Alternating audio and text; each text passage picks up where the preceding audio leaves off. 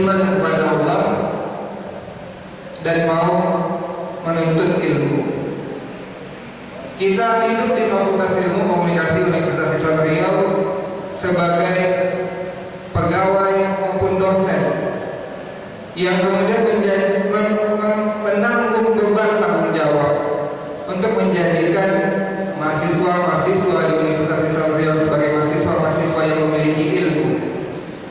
Dan tentu di samping kita memberikan ilmu tersebut kepada para mahasiswa kita, juga kita senantiasa mengabdi kepada ajaran agama kita, ajaran Islam, dengan catur dharma yang keempat, yaitu dakwah Islamnya.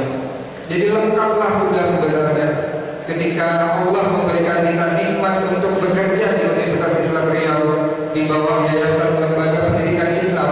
Kita diberikan sebuah pekerjaan yang sangat mulia. Di satu sisi kita menjadi manusia yang bertakwa kepada Allah dengan beribadah kepada Allah, dan di sisi lain kita juga ikut mencerdaskan kehidupan bangsa di bidang kita masing-masing. Maka daripada itu sudah selayaknya kita di dalam dunia ini kemudian berpikir dan memiliki sebuah cita-cita, yaitu menjadi sukses dunia dan akhirat.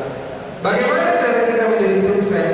Yang pertama, saya hanya mengutip khutbah Jumat dari tahun 2022 atau 2012 atau 2013. Saya ingat betul ceramah yang disampaikan oleh Ustaz tersebut. Sampai hari ini pun saya masih mengingat bagaimana caranya agar kita bisa sukses di dunia maupun di akhirat.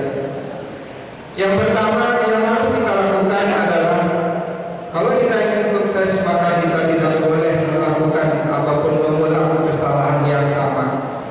Harus kita akui sebagai manusia biasa, al-insanu mahallul khata wa nisyan. Manusia itu adalah tempatnya salah, tempatnya lupa, tempatnya segala aib. Mungkin hari ini saja aib kita belum dibuka oleh Allah.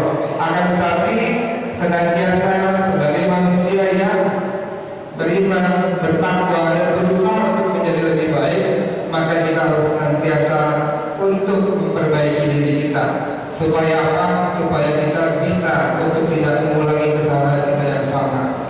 Mungkin kita terlihat sebagai orang yang alim, mungkin kita terlihat sebagai orang yang bersih, kita mungkin terlihat sebagai orang yang terpandang di muka masyarakat, di depan dosen, di depan mahasiswa kita. Tapi ketahuilah bahwa Allah telah menolong kita pada hari ini. Allah menuntut aib kita sehingga mungkin kita terlihat sebagai orang yang baik. Abu Hurairah radhiyallahu anhu berkata, Nabi Muhammad SAW bersabda, seseorang yang beriman tidak terperosok di satu lubang yang sama dua kali. Nah, tentu kita mungkin masih jauh dari kondisi tersebut. Kita masih suka jatuh di lubang yang sama. Betul Bapak Ibu? Apakah kita masih suka jatuh dalam lubang yang sama? Ya, mungkin jawabannya ada pada diri kita masing-masing. Tapi kalau seandainya kita sudah mampu tidak terperosok pada lubang yang sama, maka kampus UIN, diri kita secara individu senantiasa tentu akan sudah bisa berhasil menjadi orang yang sukses baik di dunia maupun di akhirat.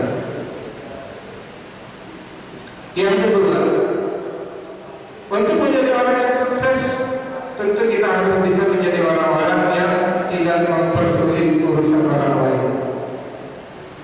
Sabda Rasulullah SAW menyampaikan bahwa barang siapa yang memberi kemudaratan kepada orang muslim, maka Allah akan memberikan kemudaratan kepadanya. Barang siapa yang merepotkan atau menyusahkan seorang muslim, maka Allah akan menyusahkan dia. Hadis riwayat Abu Dawud nomor 3635. Dari hadis tersebut kita mungkin bisa melakukan introspeksi terhadap diri kita sebagai dosen, sebagai pelayan di tata usaha, staf, pimpinan, mahasiswa, bawahan. Kita semua harus mampu mempermudah urusan orang lain. Tentu mempermudah urusan orang lain jangan sampai menjadikan kita menzalimi orang lain. Kita boleh mempermudah orang lain asalkan jangan sampai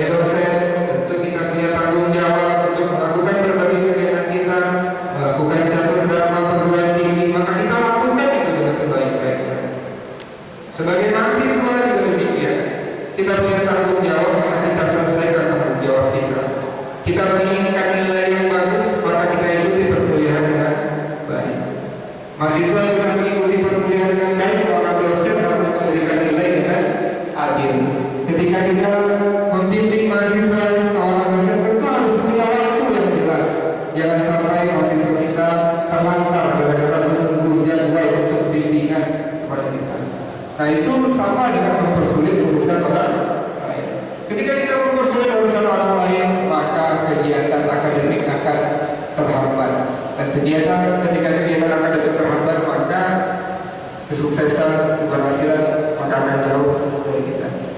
Dan yang terakhir, kalau kita juga mau jadi orang yang sukses, maka kita harus menjalin tali silaturahmi.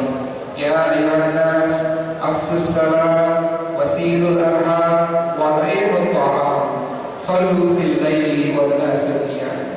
Wahai orang-orang, wahai manusia, tebarkanlah salam.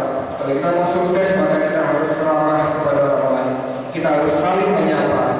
Tidak harus yang tua menyapa yang muda, tapi yang muda pun boleh menyapa yang tua. Jangan sampai kita takut untuk bersilaturahmi.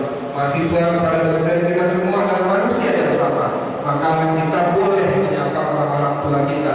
Kita boleh menyapa dosen-dosen kita. Jangan sampai kita takut untuk saling menyapa. Wasilul arham, saling menjalin tali silaturahmi. Silaturahmi yang paling utama adalah silaturahmi dengan keluarga kerabat kita. Dan kemudian tentu juga diikuti dengan silaturahmi dengan sesama muslim. Karena innamal mu'minuna ikhwah. Ya, meskipun orang-orang menganggap bahwa konsep silaturahmi itu sebenarnya terbatas pada konsep kekeluargaan dan kekerabatan yang dibatasi oleh hubungan rahim. Tapi ketika kita mendengar satu hadis yang lain, innamal mu'minuna ikhwah, berarti kita semua adalah bersaudara. Sehingga maka langkah baiknya kita juga menjalin tali silaturahmi sesama yang lain. Ternyata tali silaturahmi itu tidak bisa dijalin hanya demikian saja. Tapi ada lanjutan ayatnya. Wa'imut ta'am, saling memberi makan. Tidak peduli kita ini sebagai orang yang berada atau orang yang hidup dengan pas-pasan. Jadi semua manusia harus mampu juga saling memberi. Saya selalu contohkan kepada mahasiswa waktu kuliah gitu. Kalau seandainya kita berada pada keluarga yang beragam, berada gitu, mungkin kita akan traktir teman-teman kita di amperan. Ya 10.000, 15.000 sampai 20.000. Tapi bagi kita yang mungkin mohon maaf dalam keluarga berasal dari keluarga yang biasa-biasa saja, dan mahasiswa seperti ini cenderung lebih sering mentraktir kita dulu waktu saya kuliah dulu. Mereka adalah yang senantiasa mentraktir kita di rumah atau di kos-kosan. Cukup masak nasi dalam mejipom dan dimasakkan telur dadar atau tidur rebus, maka kita sudah bisa memberikan orang lain makan, saling memberi makanan. Sallu fil laili wan nasu niyam. Salatlah kalian di mana orang-orang sedang tertidur dengan lelapnya. Tidak cukup bersilaturahmi saja, tidak cukup saling memberi makan saja, tapi juga senantiasa kita berdoa. Malam hari kita berdoa, ketika orang-orang lain tengah tidur, setelah sholat tarawih mungkin kita luangkan waktu kita 2 rakaat saja setiap hari. Maka Allah akan muliakan kita baik di dunia maupun di akhirat. Dan yang terakhir, hadis tersebut ditutup dengan kalimat tadkhulul jannata bisalam. Masuklah kalian semua ke dalam surga dengan selamat. Fa'tabiru ya ulil